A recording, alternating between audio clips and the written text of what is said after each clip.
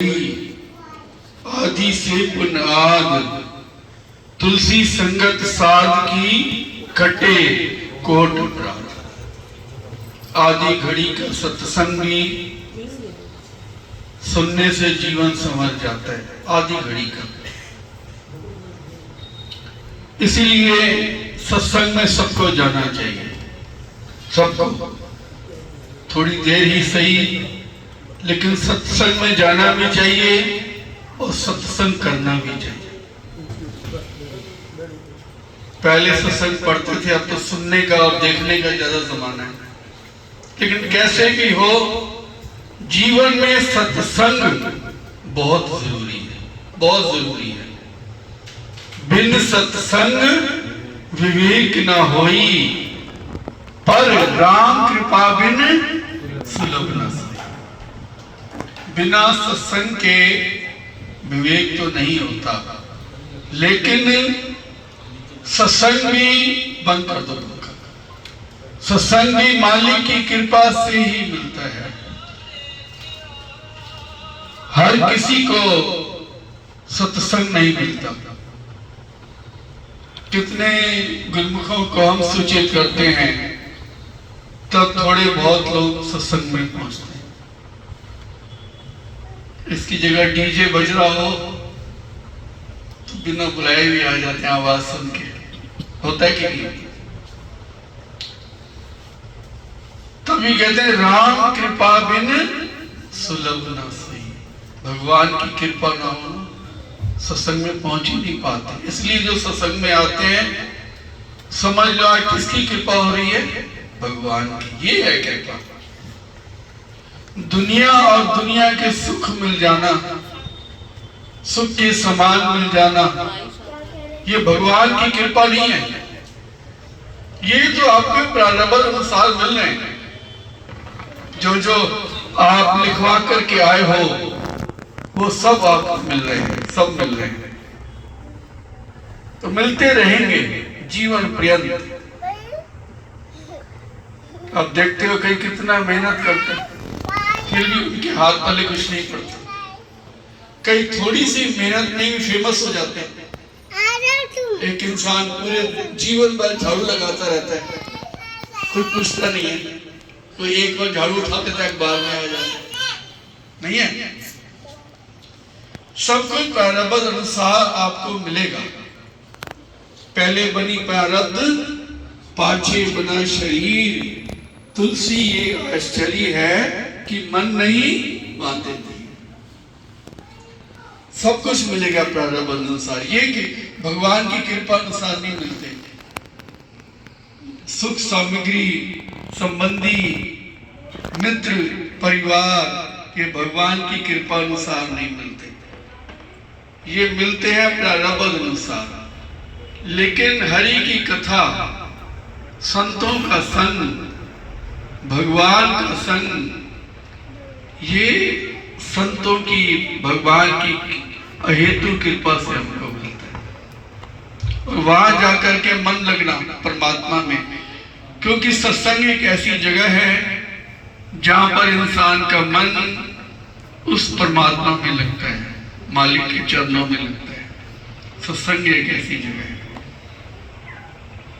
शाम से मिलने का सत्संग एक बहाना, एक बहाना है।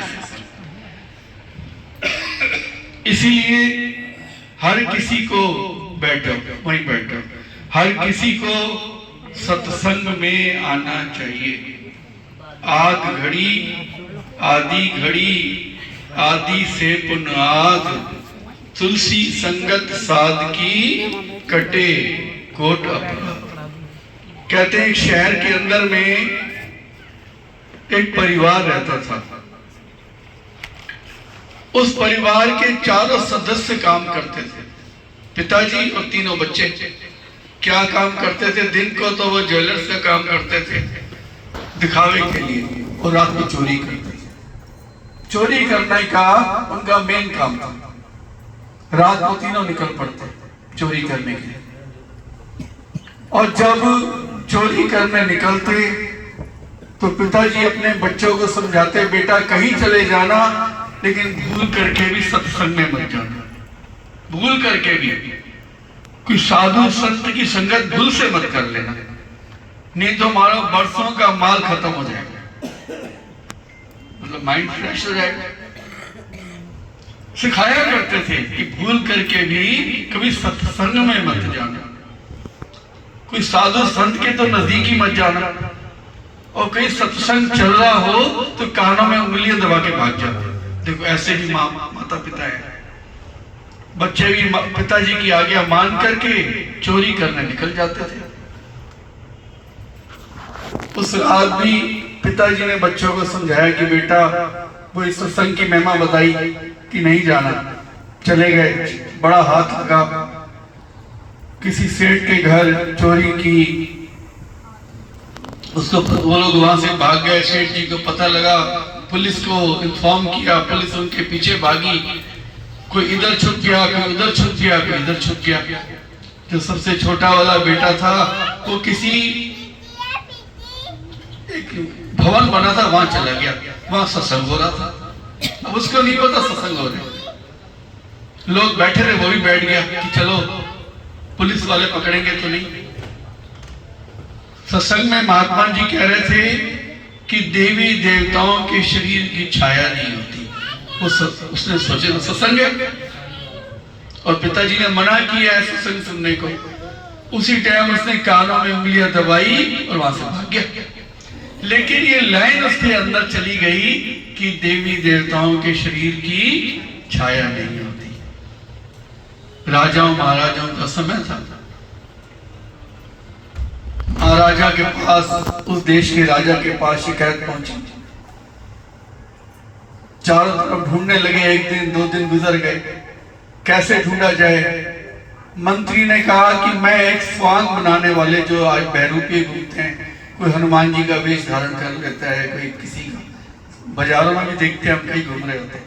उसने कहा कि मैं भी एक ऐसे बंदे को जानता हूं जो रूप बना लेता है, और जितने भी ये चोर डाकू होते हैं ये काली माता को बहुत मानते हैं, जब भी निकलते हैं माँ काली का आशीर्वाद लेके निकलते हैं।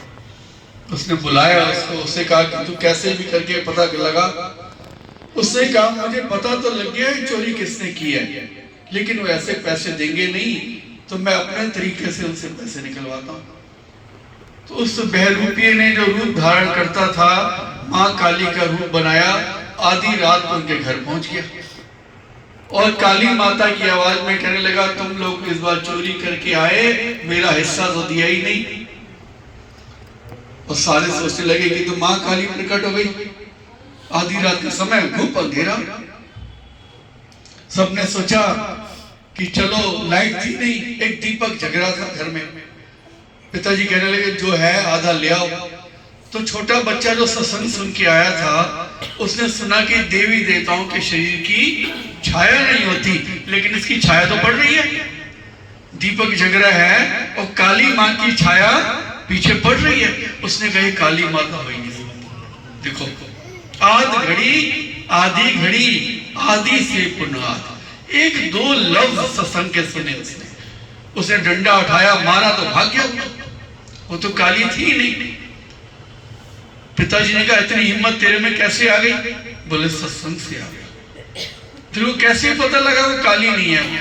उसने कहा पिताजी आपके कहने अनुसार हम सत्संग में तो नहीं जाते, लेकिन रात को पुलिस पीछे पड़ गई तो मैं एक जगह छिप गया, वहां कोई संत कह रहे थे कि देवी देवताओं की शरीर की छाया नहीं होती।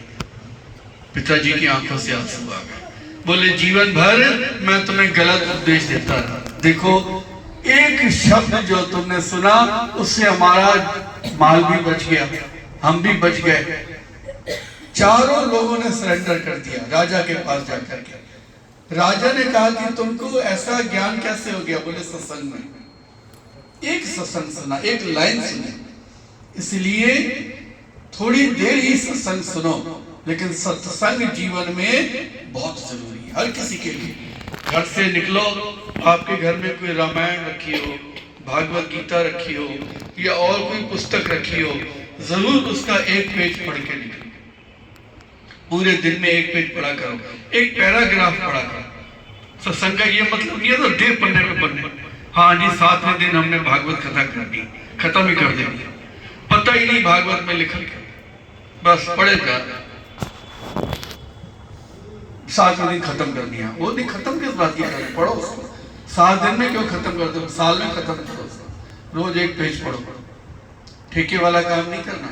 हम किसी के घर गए सत्संग करने, उसने कहा महात्मा शाम को आपका सत्संग है, और हमने रामायण रखवाई हुई है, पहले रामायण है फिर सत्संग है, तो हमने कहा लेट आ जाएंगे, बोल नहीं आप तो टाइम से आना। और जो रामायण और आपके सत्संग के बीच में चाय नाश्ते का भी है। हम गए तो 4 भाई रामायण पढ़ रहे थे, वो ही पढ़ रहे थे, बाकी कोई कोल्ड ड्रिंक पी रहा है, कोई कुछ कर रहा है, ठेके पे दे रखी है रामायण। तो ठेके पे बिल्डिंग दे रहे थे ना, ठेके पे रामायण दे रखी। घर का एक बंदा वहां नहीं बैठा हुआ, हमने ये कैसे रामायण पढ़ रहा है, बोले नहीं मैंने इनको दे दी, पैसे देंगे। वाह, ये कौन सी रामायण है, पता ही नहीं। वो लोग खा रहे हैं पी रहे हैं, वो बेचारे पढ़े जा रहे हैं पढ़े जा रहे हैं पढ़े जा रहे हैं। तो ऐसी रामायण का क्या, आप सत्संग पढ़ो, रामायण रखो घर में, भागवत रखो, जो मर्जी, कोई अगर गुरु ग्रंथ साहब को मानते हो तो वो रखो, लेकिन एक पेज 10 दोहे 4 दोहे पढ़ो, एक दोहा ही पढ़ लो, वो भी सत्संग हो जाएगा। लेकिन पढ़ो, समझो उसको, एक पैराग्राफ पढ़ो, तभी तो सत्संग का लाभ है। हमको कोई चीज खत्म नहीं करनी, भोग नहीं डालना, हम तो भोग डालने में लगे रहते हैं, भोग डालना, 7 दिन भोग डाल देने, प्रसाद बांट देने, लंगर कर देने, हो गया सत्संग नहीं। इसलिए सबके लिए सत्संग बहुत जरूरी है, बहुत जरूरी है गुरुमुखो, बहुत जरूरी है। बिन सत्संग, ये तो रामायण जी में लिखा है कि बिन सत्संग विवेक ना हो, बिना सत्संग के विवेक नहीं होता। आज आप सत्संग में बैठे हो, कहते ना कबीर संगत साध की ज्यों गंधी की बास। जैसे सेंट की दुकान पर आप लोग जाते हो सेंट खरीदने के लिए, कई बार ऐसा होता है कि हम सेंट लगा लगा के देखते हैं, हमको पसंद नहीं आती, हम घर आ जाते हैं, पैसे भी नहीं लगे और सेंट की खुशबू भी फ्री में ले आई। ये हम टेक्निक नहीं बता रहे आपको, ये एक बात बता रहे हैं कि होता है ऐसे कई बार कि सेंट की खुशबू फ्री में आ जाती है, पसंद नहीं आती। ऐसे ही सत्संग है, आप किसी भी भाव से सत्संग में बैठे हो, किसी भी भाव से सत्संग में बैठे हो, अगर आप चाहे बुलाने पर आए हो, चाहे सोच रहे चलो आज थोड़ी देर टाइम है सत्संग सुनते हैं, कहते हैं सत्संग में 3 प्रकार के लोग आते हैं, एक शर्मो शर्मी, एक कर्मो कर्मी, एक धर्मो धर्मी। ये 3 तरह के लोग सत्संग में आते हैं। एक शर्मो शर्मी आता है कि भल्ला साहब के यहाँ नहीं गए तो वो भी नहीं आएंगे, ये शर्मो शर्मी होते हैं कि उनके यहाँ जाएंगे तो ही वो आएंगे हमारे घर में सत्संग। एक होते हैं कर्मो कर्मी, हाँ चलो ठीक है हमारा कर्म अच्छा बनता है, सत्संग में जाना चाहिए। एक धर्मो धर्मी, अपना धर्म समझ करके सत्संग में आ जाते हैं। आप किसी भी तरीके से सत्संग में आओ तो कबीर संगत साध की जो गंधी की बात, जो सेंट की दुकान की बात होती है, सेंट खुशबू होती है, आप कुछ लो या ना लो लेकिन वो खुशबू आपके साथ फ्री में आ जाती है। ऐसे ही सत्संग में जाओ, कुछ लो या ना लो, कुछ हासिल करो ना करो, कुछ लेकर के जाओ ना जाओ, लेकिन सत्संग के 2 शब्द भी कई बार जीवन में काम आ जाते हैं। केवल भगवान के लिए ही नहीं, कई बार घर में काम आ जाते हैं, दुकान में काम आ जाते हैं, व्यवहार में काम आ जाते हैं, समाज में काम आ जाते हैं। कई बार कोई ऐसी बात निकलती है, कभी ये मत सोचो कि आज सत्संग में कितने लोग आए, आज सत्संग में कितने लोग आए, बल्कि कभी ये सोचा करो कि आज का सत्संग कितने लोगों पे आया, कितने लोगों पे आया। पता नहीं कौन सी बात, जैसे आपने सुना उन सुनार के बच्चों का एक वर्ड उन्होंने सुना तो उनकी लाइफ भी बच गई, पैसे भी बच गए। इसीलिए साध संगत में चांदना, सकल अंधेरा और सहजो दुर्लभ पाइए, सत संगत में ढूंढो। भागों से सत्संग मिलता है, भागों से। आपको नचाने के लिए बहुत सारे जने मिलेंगे, डांस कराने के लिए बहुत मिलेंगे, और भी कई तरीके की पार्टीज आप अटेंड करते हो, आपको ज्यादा पता है, हमें तो इतना पता नहीं।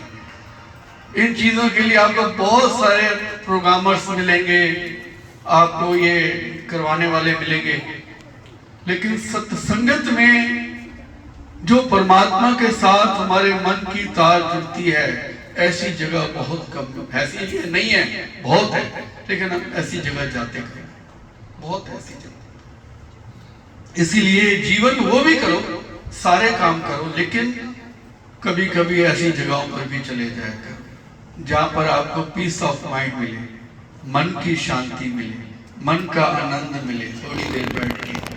वो कौन सी जगह है? शाम से मिलने का सत्संग एक बार। उस मालिक से मिलने की अगर कोई जगह है, उस मालिक का ध्यान करने की अगर कोई जगह है, तो वो सत्संग है। कहते हैं दो ही जगहों पर भगवान की याद आती है, एक सत्संग में, दूसरा दुख में। दो ही तो आती है, तीसरी जगह तो कोई नहीं आती। एक तो सत्संग में आती है, पहले भगवान सत्संग सुनाते हैं कि भजन कर ले, नाम जप ले, फिर हम नहीं करते तो कोई बात नहीं, कर लेंगे। फिर थोड़े से दुख भेज देता है हमारे घर, थोड़ी प्रॉब्लम्स भेज देता है, शारीरिक प्रॉब्लम, घर की प्रॉब्लम, दुकान की प्रॉब्लम, ये वो कुछ ना कुछ अलार्म बजा देते हैं। दुख क्या अलार्म है कि भगवान की तरफ से बजाया जाता है। पहले वो सत्संग देता है, भजन कर, नाम जप, अमृत वेला सतनाम वड्याई विचार, सुबह सवेरे उठ भजन कर, नाम जप। हम कहते हैं कोई नहीं, जप लेंगे, बड़ा समय पड़ा। फिर भगवान कहते हैं, फिर थोड़े दुख भेज देते, थोड़ी प्रॉब्लम भेज देते। समझ लेना, जैसे माँ होती है ना, बच्चे को कहती है स्कूल जा, उठ, टाइम हो गया, गाड़ी वाला आ गया, बच्चे कह रहे थोड़ी देर और सोने दे। फिर एग्जाम के दिन आता है, नहीं उठता बच्चा, माँ क्या करती है? ठंडे ठंडा पानी ले आती है, मुंह पे डाल देती है, अपने आप उठ जाता है। भगवान भी ऐसे उठाते हैं, पहले भजन करने के लिए कहते हैं, उठो भजन करो, नाम जपो, सिमरन करो। हम कहते हैं बड़ा जीवन पड़ा, अभी तो बहुत टाइम है। फिर उसके बाद भगवान भी थोड़ा सा पानी डाल देते हैं। कौन सा पानी? दुख रूपी पानी हमारे ऊपर डाल देते हैं। फिर प्रॉब्लम आ जाए, जिस दिन प्रॉब्लम आ जाए ना, घर में परेशानियां आ जाए, दुख आ जाए, चिंताएं आ जाए, समझ लेना भगवान ने भेजी है, भजन करो, थोड़ी देर नाम जपो, सिमरन करो। ये भगवान की तरफ से हमको जो है, ये एक संदेशा आया है, भगवान की तरफ से एक संदेशा आया है हमको। द्रौपदी से के पास एक बार किशन भगवान जी बैठे थे। द्रौपदी कहने लगी, भगवान जी कहने लगे, द्रौपदी आज बहुत खुश हूं, कुछ मांग ले, तू आज जो मांगेगी मैं तेरे को दूंगा। द्रौपदी ने कहा, अगर तुम मुझे कुछ देना चाहते हो, मेरे पे खुश हो, तो मेरे को दुनिया भर के दुख दे दो। क्या दे दो? कमाल की बात है, लोग तो मंदिरों में जाते हैं सुख मांगने के लिए, शांति मांगने के लिए। आज द्रौपदी के पास भगवान स्वयं बैठे हैं, किशन भगवान, बांके बिहारी स्वयं बैठे हुए हैं, उससे कह रहे हैं कुछ मांग। वो क्या मांग रही है? दुख मांग रही है। भगवान ने कहा तू बड़ी अजीब है, लोग तो पूरे जीवन भर तपस्या करने के बाद यही कहते हैं सुख दो, शांति दो, खुशियां दो, तू दुख मांग रही है। भगवान द्रौपदी कहने लगी, प्रभु मांग तो मैं भी आपसे सकती हूँ सुख, खुशियां, आनंद, लेकिन उसके बाद मैं तुम्हें भूल जाऊंगा, मैं तुम्हें भूल जाऊंगा। होता है कि नहीं होता? सुख दुख में सिमरण सब करे, सुख में करे न कोई, जो सुख में सिमरण करे।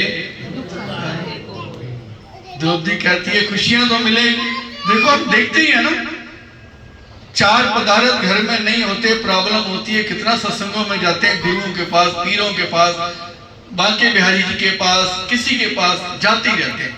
जरा सा कुछ आ गया, भूल गए, याद ही नहीं। होता है कि नहीं होता? अधिकतर आप तो संसार में रहते हो, अधिकतर देखते जरा सी मन्नत पूरी हुई फिर तू कौन और मैं कौन। दुख में सिमरन सब करें, सुख में करे ना कोई। आजकल घरों में हम देखते हैं कुत्ते पालने का जमाना है, छोटे छोटे कुत्ते रखे और एक घर में एक का कुत्ता खो गया, छोटा सा पिल्ला जिसे लाए थे। अब बच्चों को प्यार ज्यादा होता है, कई बार तो बड़े गुस्सा करते रहते हैं, बच्चों का प्यार ज्यादा होता है। वो खो गया तो बच्चा रोए, पापा से कहता है पापा वो छोटा वो मुझे अपना डॉगी मुझे वही चाहिए। पापा ने कहा दूसरा दिलवा देंगे, बोले नहीं मुझे तो वही वाला चाहिए। पापा कहते हैं चल मेरे साथ, उसका हाथ पकड़ा, राम जी के मंदिर में पहुंचे। बोले राम जी इस बच्चे का डॉगी खो गया है, तुम ढूंढवा दो, 500 रुपए का प्रसाद चढ़ाओ। अगले हनुमान जी के मंदिर में पहुंचे, 500 का वहां मांग लिया। आगे माता रानी का मंदिर आया, 500 वहां मांग लिया। आगे शिव भगवान का मंदिर आया, 500 वहां मांग लिया। कितने हो गए? 2000। बच्चा कहते हैं पापा वो डॉगी तो 1000 रुपए का है, मन्नत आपने 2000 की मान ली। पापा कहते हैं बेटे मैं तेरा बाप हूं, एक बार डॉगी हाथ में तो आने दे, फिर देखता हूं कौन सा भगवान मेरे से पैसे लेते हैं। ये हाल। दुख में सिमरन सब करें, सुख में करें ना। जरा सा सुख आ जाए भगवान को ही भूल जाते हैं। कुटिया जाना, मंदिर जाना, गुरुद्वारे जाना, रोज मत्था टेकने जाते थे। आज भगवान ने सब कुछ दे दिया, वाहिगुरु ने सुन ली, सदगुरु ने सुन ली, बांके बिहारी जी ने सुन ली, भूल गए। वो आनंद लेते थे सत्संग का, भजन का, कीर्तन का, सब भूल गए। फिर भगवान क्या करता है? थोड़े से छुट्टे मार देता है। कौन से छुट्टे? दुख वाले, क्योंकि दुख में सिमरन सब करे। दो ही जगह है। सुख में कौन करता है? देखो अभी आप सत्संग में बैठे हो, राधे राधे कर रहे हो, नाम जप रहे हो, सिमरन कर रहे हो। या तो दुख में सिमरन कर रहे हो या सत्संग में सिमरन कर रहे हो। जैसे नीचे जाओगे खाना शुरू हो जाएगा, कौन बोलता है राम राम, कौन कहेगा राधे राधे? फिर तो यही होगा गोलगप्पे खाएं, टिक्कियां खाएं, नहीं है? भूल जाएंगे। खुशी मिली ना, राधे राधे भूल गए, बांके बिहारी जी को भूल गए, राम राम भूल गए। दुख मिला तो फिर हे राम, कहते हैं राम का नाम 2 तरीके से लिया जाता है। राम का नाम 2 तरीके से लेते हैं। एक राम राम, कैसे? राम राम खुशी झलकती है। एक हाय राम, क्या झलकता है? दुख झलकता है। जो राम राम नहीं करते उन्हीं को हाय राम कहना पड़ता है। इसलिए राम राम किया करते। आप जिसको भी मानते हो, जिस संत को, मत को, पंथ को, ग्रंथ को, जो भी आपका गुरु है, पीर है, जो भी है, जो उन्होंने नियम बनाए, सिमरन दिया होगा, नाम दिया होगा, भजन दिया होगा, गुरु मंत्र दिया होगा, जपा कर। मुक्ति का कोई तो यत्न कर ले, रोज थोड़ा थोड़ा हरि का भजन, थोड़ा थोड़ा। पुराने जमाने में बड़े बुजुर्ग कहा करते थे कि थोड़ी थोड़ी बचत रोज किया करो, 10 रुपए रोज गुल्लक में डाला करो, महीने बाद अच्छी सेविंग हो जाएगी। आजकल तो जमाना चेंज हो गया, बचत का है ही नहीं कुछ ऐसा। आप तो सब जानते ही होंगे, छोटे छोटे गुल्लक होते थे, देते थे, 1-1 रुपए जुड़वाते थे। नहीं, एक सेविंग बन जाती थी इसकी, किसी टाइम वो काम आती थी वो सेविंग। ऐसे ही जीवन में ये थोड़ी थोड़ी सेविंग किया करो। घंटा, आधा घंटा रोज मालिक का नाम लिया कर, राम राम जपा कर, सदगुरु सदगुरु का आकर, राधे राधे, जो जिसको आप मानते हो। अमृत वेला सतनाम वडियाई विचार। सुबह सवेरे उठ करके उस मालिक का भजन किया करो, नाम जपा करो, अपनी बैटरी को चार्ज किया करो। तो आपके पास मोबाइल है, सबके पास है। सुबह उठते हो तो सबसे पहले क्या ढूंढते हो? चार्जर। किसको चार्ज करना है? नहीं, मोबाइल चार्ज होगा तो भी काम करेगा। ऐसे ही अगर मोबाइल आपका चार्ज है तो छोटा सा मोबाइल भी अगर आपने रखा हुआ है कीपैड वाला तो वो भी सारा दिन काम देता है। अगर आपका मोबाइल चार्ज नहीं तो लाखों रुपए का रख लो वो भी किसी काम का नहीं। इतने बड़े मोबाइल को कौन चला रहा है? इतना सा चार्जर। देखो लाख रुपए के मोबाइल कीमत चार्जर से, अगर चार्जर नहीं तो कोई वैल्यू ही नहीं मोबाइल की। ऐसी आपके जीवन की कीमत चार्जिंग से। अगर भगवान का नाम लेते हो, भगवान के साथ अपने मन को जोड़ करके चार्ज करते हो तो जीवन की कीमत है, वरना नहीं है। वरना परेशान रहोगे, दुखी रहोगे, चिंताओं में रहोगे। आज देखो ना, आज घरों में सब कुछ है, मशीनें हैं हर एक चीज की। कपड़े धोने की मशीन, पोछा मारने की मशीन आ गई। पोछा भी नहीं मारना, किसी घर गए वो पोछा लगा रही थी, सेट कर रखा था, हर कमरे में जा जाके पोछा लगा रही थी। गोल सी मशीन, बताओ। हमने कहा ये क्या चल रहा है घर में? बोले पोछा मार रही है अपने आप। ऐसी ऐसी चीजें आ गई। लेकिन इंसान ने क्या अपने लिए ले रखा है? दुख, परेशानियां, चिंताएं, टेंशन कर रहे हैं। काम नहीं कर रहे, टेंशन कर रहे। क्यों कर रहे हैं? क्योंकि मालिक का नाम बीच में से छोड़ दिया।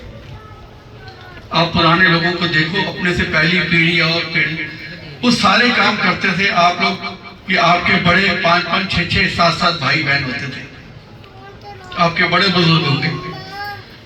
फिर भी उनके माता पिता ने उनको खूब पाला पोसा। एक कमरे के घरों में रहते थे। कहाँ कमरे होते थे? उसी में सब पलते थे, कितने आनंद से रहते थे।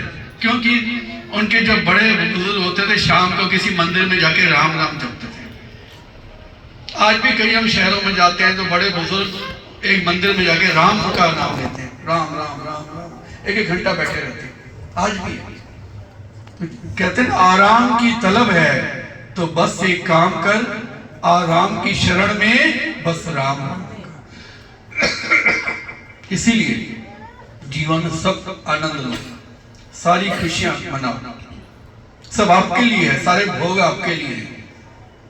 लेकिन एक बात को याद रखना, इन सब के पीछे एक छोटा सा चार्जर की बड़ी कीमत है। बस खूब मोबाइल चलाओ, सारा दिन मोबाइल में जो सत्संग सुनना है, जो आपने देख रहे हैं, लेकिन तभी देख पाओगे जब चार्ज होगा। चार्जिंग को मत भूलो अपनी। सुबह उठ करके चार्ज किया करो। अमृत वेला सतना, अमृत वेले। पहले तो अमृत वेले 4 बजे होता था, 3 बजे भी होता था। जब हम अपने स्वामी जी के साथ लगे तो उस समय हमारे स्वामी जी 3 बजे उठते थे, 3 सवा 3 बजे। हम 2:45 उठा करते थे। उन दिनों की बात है, 40 साल पहले। मैं 2:45 उठता था, छोटा था मैं, 20 साल का बच्चा था, 2:45 उठ जाता था। हमारे स्वामी जी, क्योंकि तैयारी करके देनी थी पानी की, पानी गर्म करके। उन दिनों इतने साधन नहीं होते थे। उन दिनों स्वामी जी जब नहाते थे तो हम पानी गर्म कहीं से लेकर के आते थे, इतने गीजर नहीं होते थे। तो हम उस वक्त अमृत वेला, हमारे स्वामी जी 3:30 बजे भजन पर बैठ जाते थे, 3:30 से 5। अमृत वेला उस वक्त 3, 3:30 होता था। फिर पीढ़ी बदली, अमृत वेला बदला, 6 बजे होने लग गया। लोग 6 बजे उठते थे, अब 8 बजे उठते हैं। अमृत वेले का टाइम बदल गया, 8 बजे अमृत वेला होता है। हम किसी घर नाश्ते पे गए, हम तो जब जल्दी उठते हैं, अब 4 बजे उठते हैं तो 8 बजे नाश्ता चाहिए। हम 8 बजे नाश्ते पर गए तो अमृत वेले की सीढ़ी बज रही थी। अमृत वेले के दर्शन पाइए, तो हमने कहा कहीं गलत तो नहीं आ गया। सुबह आ गए, 8, 8:30 बज रहे, अमृत वेला। बोले हमारा तो महात्मा जी अमृत वेला जल्दी हो गया, हमारे 9 बजे होते। तो आपका अमृत वेला जब भी हो, समय बदल गया। क्योंकि रात को देर से सोते, पहले रात को 10 बजे सो जाते, अब कहाँ, अब 12-1 बजे सोते। और जिम्मेवारी में बोलते हैं, हम आपकी जिम्मेवारी गिनवाएं। वो एक भगत जी ने कहा महात्मा जी आप तो सो जाते हो जल्दी 10 बजे, हमारे ऊपर तो बड़ी जिम्मेवारी है। तो मैंने कहा 1-2 हमें भी गिनवा दो, रात की कौन सी जिम्मेवारी है? बोले हमको सीरियल देखने पड़ते हैं रात को। तो मैंने कहा वाह, ये है जिम्मेवारी, धन्यवाद। इतनी जिम्मेवारियां निभाने के बाद भी सुबह उठ जाते हैं। तो इतनी जिम्मेवारियां आप लोगों ने ले रखी है कि वो नाटक भी नहीं छोड़ने। अच्छा मत छोड़ो, लेकिन सुबह आपकी जब हो जाए 6, 7, 8, 9, 10 जब उठते हो, उठ करके घर के काम करो, फिर भजन की। थोड़ी देर मेडिटेशन किया करो साथ, 9 बजे 10 बजे 11 बजे जब आपको टाइम मिले मेडिटेशन किया करो, ध्यान किया करो, भजन किया करो, अपनी मन की बैटरी को प्रभु के साथ लगा कर चार्ज किया करो। ये आज सत्संग से लेके जाओ। अगर सुख शांति चाहिए तो, नहीं चाहिए तो मजे लो, आनंद करो। जीवन ऐसे ही रहेगा, दुखों में, परेशानियों में, चिंताओं में घिरा ही रहेगा, क्योंकि चार्जिंग ही नहीं है ना। बिना चार्जिंग नहीं होगी, नेट नहीं आएगा, तो फिर क्या होगा? वीडियो चलाओगे तो बफरिंग ही होगी नहीं, बार बार बंद हो जाएगा वीडियो, क्योंकि नेट ही नहीं आ रहा। पहले आपने चार्ज नहीं की, चार्ज थोड़ा किया तो नेट नहीं आया, क्योंकि आपने नेटवर्क जोड़ी नहीं रखा अपना भगवान के साथ, फिर बफरिंग हो रही, तो जीवन में आनंद नहीं आएगा। थोड़ी देर भी, आधा घंटा भी बैठ के ना, अगर आप अपने मन को चार्ज करते, आधा घंटा ये लेके जाना यहाँ से, आधा घंटा भी भगवान के नाम पे बैठते हो, सिमरन पे बैठते हो, आपको देखोगे कि पूरा दिन काम करने की शक्ति मिल जाएगी। पूरा दिन जो टेंशन लेते हैं ना बिना मतलब के, वो सब दूर हो जाएगी।